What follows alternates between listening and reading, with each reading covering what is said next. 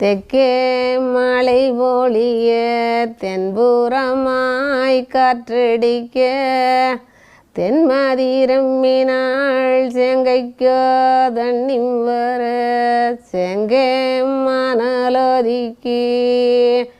தென்னை புன்னை உண்டு பண்ணி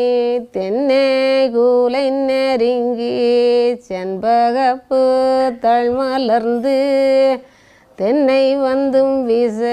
தென்காற்றடிக்க செல்லம் மகன் கண்ணையர